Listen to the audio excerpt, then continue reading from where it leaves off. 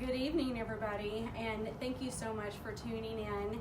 This is the edition for the Town of San Felipe's live election forum. My name is Karen Lopez, and I am the publisher of the Sealy News.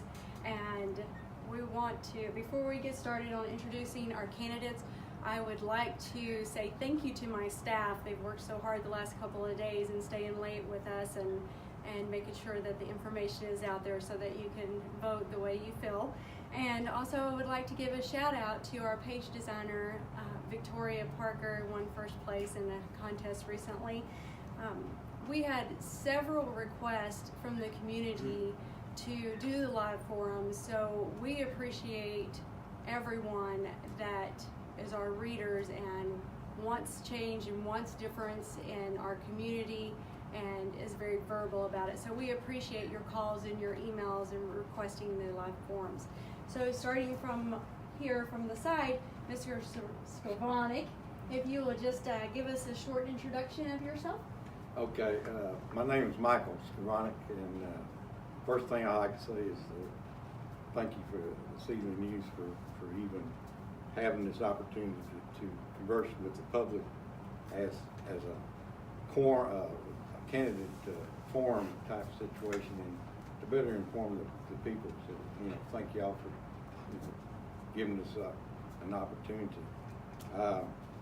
I've lived in the areas. I came back in 1994, back to San Felipe, and built a house there, and been living there ever since, in about 24 years. So I've been in different organizations in the area, San Felipe Free Volunteer Fire Department, the Sealy Fire Department, helped out as a volunteer with the Sealy Chamber of Commerce,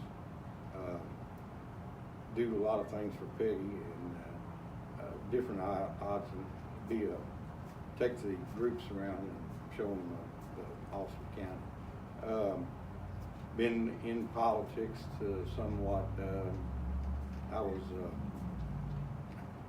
election clerk and election judge for 15 plus years, and then I took the job of the Austin County Republican chairmanship, and done that for 4 terms. So I ran that and been around the elections a lot.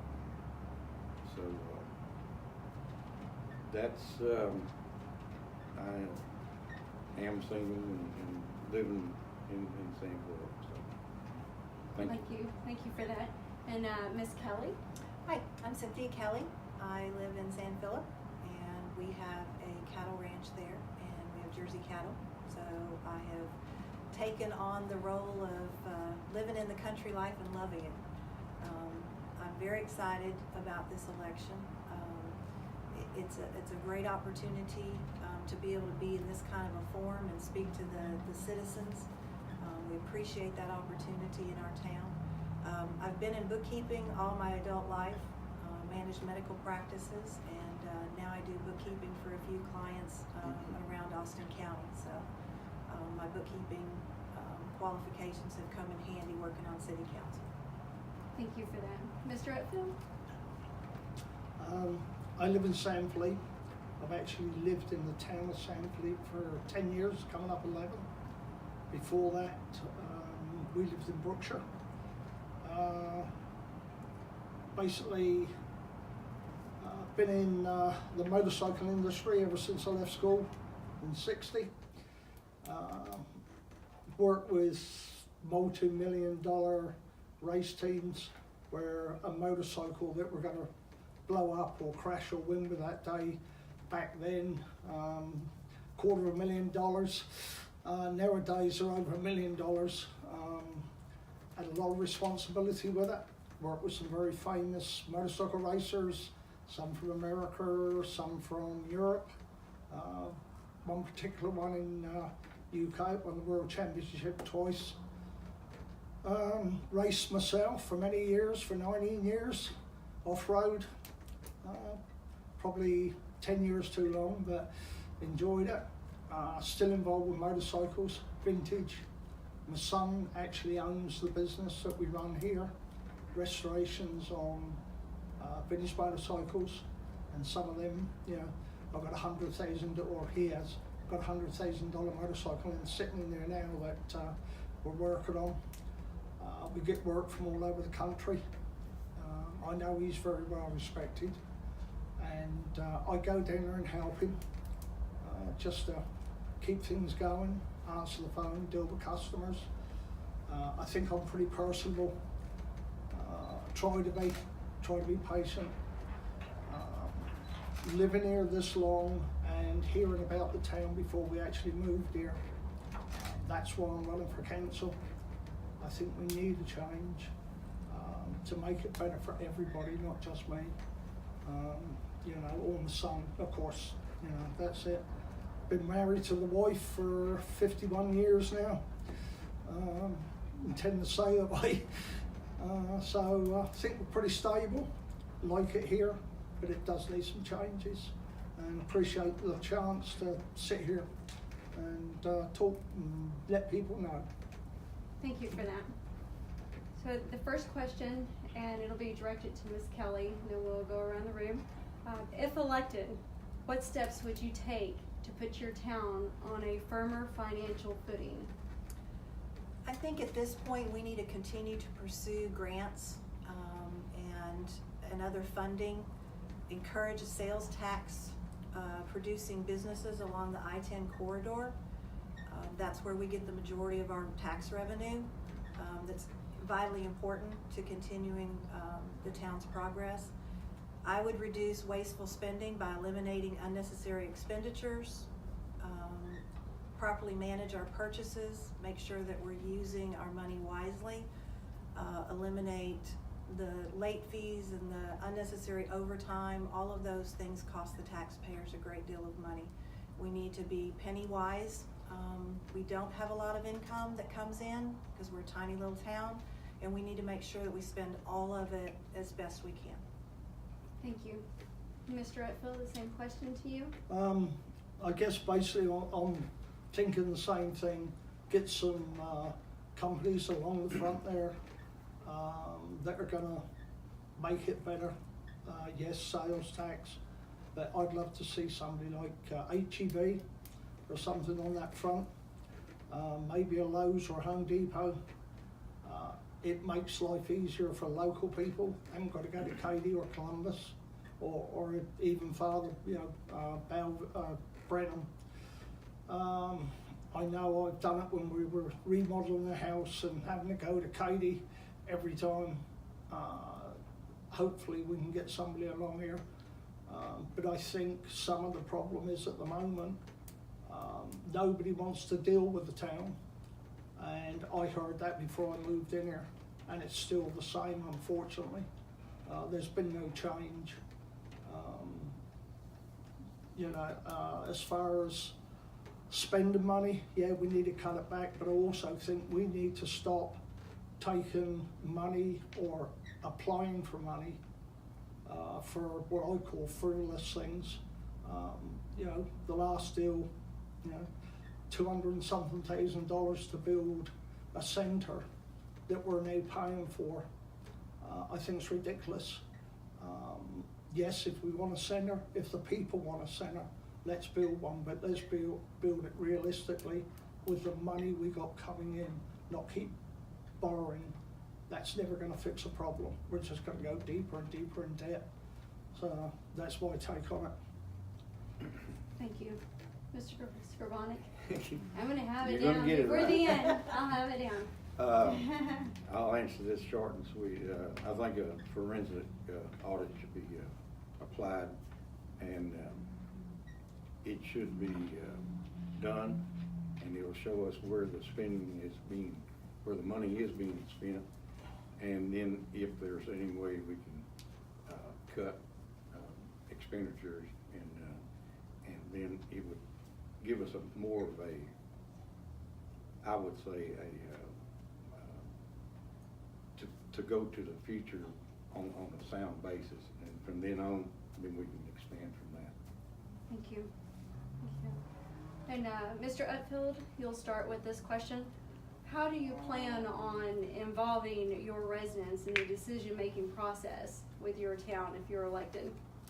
I think first of all, we need to tell the town people what the council's going to do. The council needs to tell the town people and give them a chance to think about it, and then either come to the meeting. There's definitely not enough from the council side of it coming out to people. A lot of people that live next door to me, don't even know what's going on. Some of it is because they're older. They don't use Facebook, they don't use Twitter and all this. I don't use it myself much. I look, but I haven't got a Facebook page or anything. But there's other ways of telling the citizens we're going to talk about this, especially if we're going to borrow money, if we're going to do something, i.e. this new thing going down on here, building this new drainage lake, for want of a better word. I think people need to have the chance to come and talk, and then if needs be, if there's enough people saying no, then we need to have a vote on it. But again, the citizens need to be informed. That's my biggest thing. You do that, then if anybody says anything, hey, we give you the chance, we'll go with the majority, not just I want it, somebody else wants it. It's got to be what the people want and nothing else. Thank you. Mr. Skorbonik? I think having more town hall meetings, getting the people together, calling a town hall meeting, let them be able to ask questions and speak more freely. Then as you come to the council, you can sign up and you can speak for 3 minutes. The council does not have to, they can listen, but they don't have to act or answer your questions or anything like that. So this way, a town hall meeting would be a little bit more at ease and could easily get the issues out to them. And another way would be if elected on council and I go to the First Baptist Church in Sealy, I would try to visit the churches maybe once a month, go to their church and intermingle with the people and see what their concerns are, and that way bring it back to the council and give their input into it. Thank you. Ms. Kelly? I'd like to reinstate the town newsletter. The town used to have a newsletter that went out monthly, and it really informed all of the residents, those that, either didn't get the newspaper back then or, weren't aware of what was going on. Most of the citizens that I've talked to really missed that newsletter. And I think that's one way to communicate with a lot of citizens in the town. I think we have to be aware also that there's a lot of people that do use social media and they want to keep it that way. They like being able to have news instantly and keeping them aware of what's going on. I think we need to keep that base too. I think it needs to just be multifaceted across the line. Paper, multimedia. I'd like to see our website redesigned and make it more interactive and accessible for all of the ordinances and the things that are going on in the town. A lot of people could do their own research in their own homes at their whatever time they wanted and not have to work around the city office hours. They could just go onto the website, they could see what ordinance they were interested in or what was concerning them, and they'd have access to that. I'd like to see our calendar put on there so the citizens know exactly what's going on in the town each month and can look and see if there's something that they want to go to or be involved in or have questions. But I think as a mayor, I think it would be good to have a mayor's report, not just to city council, but I think that communication needs to be done so that council then can answer questions that citizens have when they see them out and about. Not having those answers just makes it look non-cohesive. So I think that would really benefit our town. Thank you. Back to you, Mr. Skorbonik. I'm going to have it. You'll get it. You'll get it. What will you do to support a vibrant economy in your town if elected? My idea is to increase the tax base.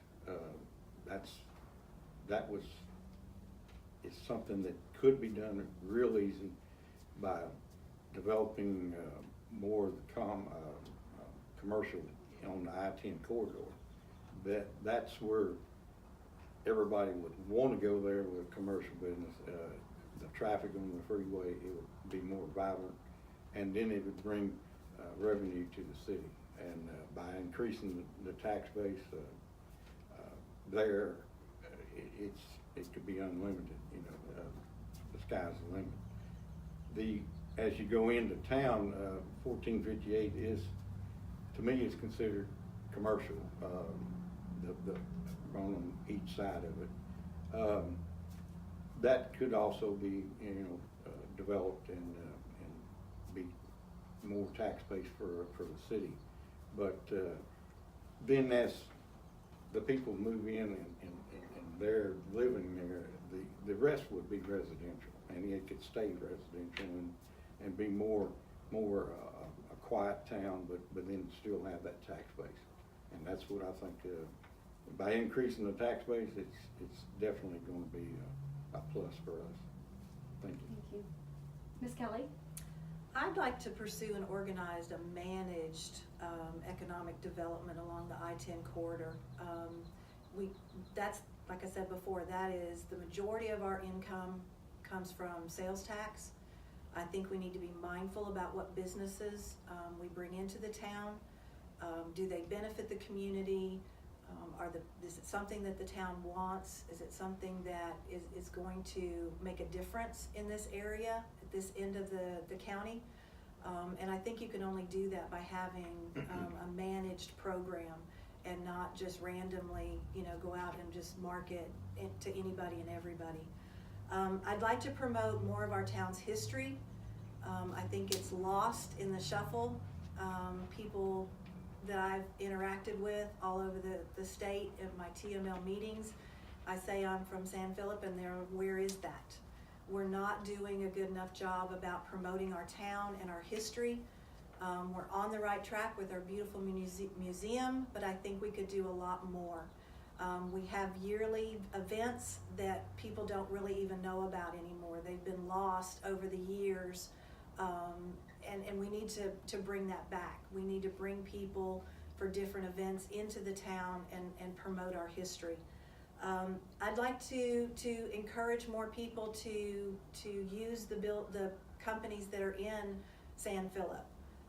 We have businesses that are located within our city limits that don't use San Felipe on their Facebook pages or their websites. And for what reason, I'm not really sure, but I think as a city we need to find out. We need to promote them. We need to encourage people in the local areas to patronize their businesses and bring new lives into their citizens too. Thank you. Mr. Upfield? Well, first of all, let's say something that Ms. Kelly here just brought up. Why don't the local people put on their Facebook or whatever it is on their business about San Felipe? As I say, before I come here, I heard rumours about San Felipe and what not to do and not who to tick off and everything like that. We still get customers ask us, is it as bad as what we hear? And these people are coming from all over the country. They're educated people, they're people that have made their money over the years, can afford their toys, and that's basically what we're dealing with is toys, even though it's got wheels and a motor. I would put it up there. My son was absolutely adamant that he didn't want that unless things change here. I think there's a lot to be done. My wife's sister was over here for 3 weeks. She wanted to go and see the museum. She wanted to go and see different things of San Felipe. She'd done that, we took her, and she enjoyed it. And she comes from Scotland. She comes over now pretty regular. She's coming back in October for another 4 weeks. And she takes pictures and she goes back and tells people about it. She lives in a small village over there, about 800 people. Just about everybody over there knows more than a lot of people here about San Felipe. So yes, there's some work to be done. I would really like to see down there by Peterbilt, things like that, some what I call grocery stores, like HEB or something, because I know people next to me, they're older than me, that's a surprise. But one of the ladies can drive, the other one can't. It would be just nice for her to drive a couple of miles and go and get her groceries, rather than have to go to Katie. So I'm all for that. I'd like to see some what I call cottage industry perhaps start up in San Felipe. Not big businesses, not, well, you know, big machinery or anything, just small stuff. And I think that would help, and people there can do it if they were just encouraged a bit. That's my point. Thank you, Mr. Whitfield. The next question is to be directed to Ms. Kelly, is what do you think the #1 issue is in your town, and how would you solve it? Well, unquestionably, the biggest issue in our town is drainage. We need to develop a master plan, which has not been done in San Felipe, for current and future infrastructure issues. The town recently received a $2 million grant, and that money needs to be managed very wisely. But it's not going to solve all the problems. It will address the problems in the center of town, but you still have to address the north and south end of town, both of which have drainage issues. We need to have a master plan that will encompass all of the issues and make sure that we're not going to make one end worse by doing something in the middle first. We've already started the detention ponds at I-10. We need to complete those projects. That will flow into the center part of town, which is going to be covered by the grant. And then we have a FEMA project at Peter San Felipe Road that still needs to be negotiated and done to address the north end of town. I'd like to see more of a group effort between the government agencies and the county with an overall master drainage plan, because we're not the only ones in the county that are experiencing drainage problems from either a lack of maintenance or a lack of design. So I think there's room there for improvements all over, and I'd like to see San Felipe be a part of that, if not spearhead that. And Mr. Whitfield? Yeah, drainage is a massive problem, and where we live, we're part of it. But I also think we need to clamp down on this money that we're wasting, i.e. 2 boat ramps. For the last count was 4 people that could legally use it. The first one washed away, the second one washed away. I can't get to the bottom of it yet, but I don't know who engineered it. I know who constructed it. I don't know what their liability is, but I know that there's money out there to build a 3rd one that they got from FEMA, which I think is disgusting. There's people in the town that should have got their FEMA money, not a boat ramp. As I say, money waste. Putting the town in debt needs to be stopped, and as far as the drainage goes, it needs to be done. It needs to be done properly. I know that there's 1 or 2 people that are businesses in the town right now are right on the edge of going, that's enough. And if they move, there's a lot of people going out of work, sales tax is going to go. And that's what this town basically lives on, is sales tax and taxes.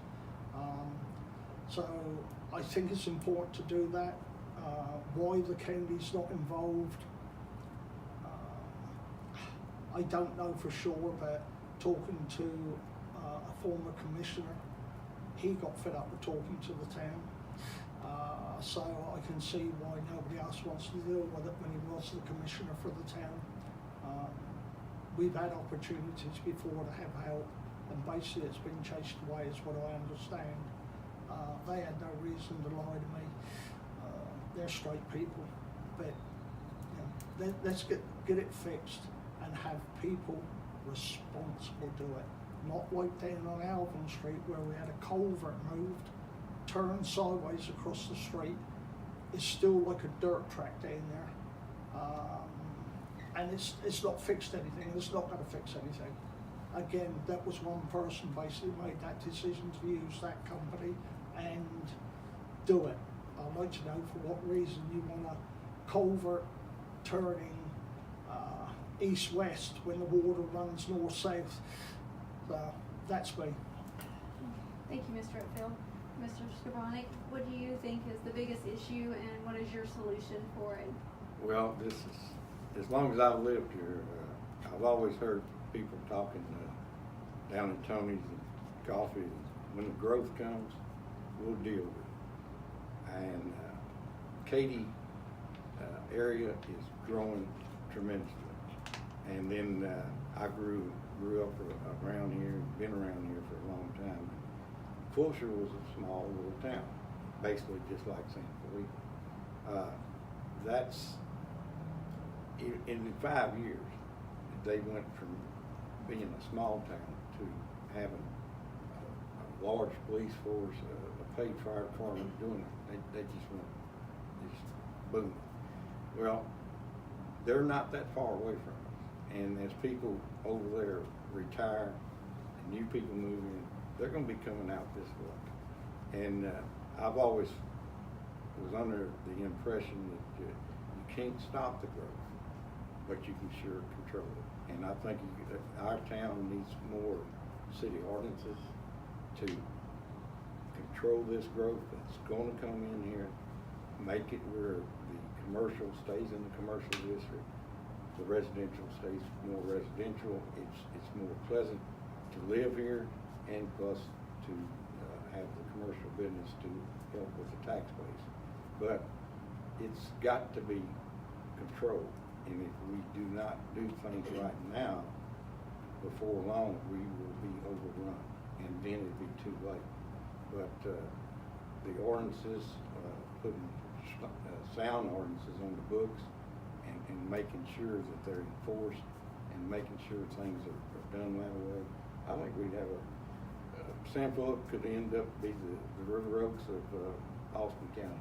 It's the large lots, acre and six tenths, large houses. Everybody could build with a kind of a roomy place, and it could be spread out. And in other words, I really look for San Felipe to be a real nice residential neighborhood in conjunction with the commercial, but you can't let people just come in and next door to your house and they build a commercial business. That's not being controlling it. So anyway, that's my solution. Thank you. Thank you. Appreciate it. Mr. Upfield, this question is directed to you first. Do you think the town of San Felipe needs an ethics policy, and why? I don't think it'd be a bad thing, but I think it needs a policy put in place, excuse me, first. Right now I don't know of any policy that the town runs off. I think if a policy is put in place that everybody on the town council or in control of something works to, and then bring in the ethics part of it, yeah, I'm all for it. I don't think it does anybody any harm to be able to stand up and say, I don't like that.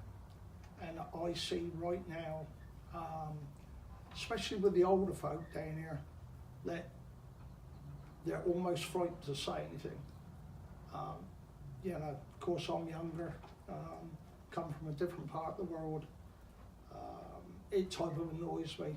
You know, if I don't like you, I should be able to tell you I don't like you, stay away from me. And not 30 other people come and tell me I'm wrong. That's my whole point. And So at that point, I do think we need some governance there of some type, and then enforce it. That's the big thing. I appreciate that. Ms. Kelly, your thoughts on, I'm sorry, Mr. Scrivani, make sure we go in the right order. I was just gonna catch you on that. Your thoughts on the ethics policy? I think we need an ethics policy. It's, but first of all, we need a employee manual that dictates to you what your job is and what's required of you, and then the ethics policy can be instituted after that. But there's other little things that needs to be instituted first before you go to the ethics, because why file a claim on ethics if nobody knows what it is, so you have to put some groundwork down first, and then the ethics would be great. Thank you. Ms. Kelly? I think we do need an ethics policy, but I think that policy needs to be attached to a bigger issue, and that is that right now San Felipe does not have any policies and procedure manual to speak of, nor do they have a current employee manual.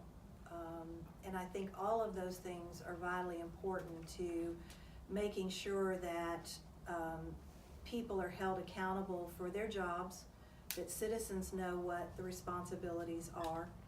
I think you lead by example, and that comes all the way from the top. You need to follow the town's ordinances and laws that we've sworn to uphold, but there has to be a procedure in which you know what you're supposed to be doing, how you're supposed to be doing it, and to whom you answer to. I think it's whether it's managing the town's finances or negotiating contracts or the citizens' assets, an open and transparent process is what's going to ensure that we have the confidence of our citizens. I think the success of our town is going to depend on our employees, and what they do, how they do it, reflects on the town. And they need to know that they have a safe workplace, that they know what their job descriptions are, they know what city council is going to hold them accountable for. And you can't measure that if you don't know what it's written down to be. So I think our city council, as it stands, believes in our employees and wants to see them thrive, because their success individually and collectively is what is going to be the success of our town, and that we all reflect on each other. Thank you, Ms. Kelly. So the last question that we have for y'all today is, why do you think that your constituents should vote for you? And we'll start back with Mr. Skolonic. Well, to answer that question, I think I'm a fair person. I listen to the people, to their concerns, and try to work out solutions. And there's problems every day, but you got to have a solution to it. But I think that's what kind of separates me, and listen to them and try to take it back to the council and try to, like I said, is to have the intermingling of the people and finding out what they would like to do. And one thing that's come up to me is Sealy has a splash pad. There's been a lot of concern in San Felipe since the pool was closed at the park. Nobody has no place to go, and a nice splash pad or close to the park in downtown San Felipe would be great. It'd be great for the kids. It would be something that the whole community can enjoy, something like that. But that's one reason I would think that would be more in line to be elected, is to try to bring more things for the community to enjoy and have things to do. Only thing I can say is May 4th, 2019 is election day, and I'm asking for the San Felipe residents for their vote. Thank you. And Ms. Kelly? Your vote for me as your new mayor would be a vote for the town's historic preservation, for town planning, for the transparency that voters want.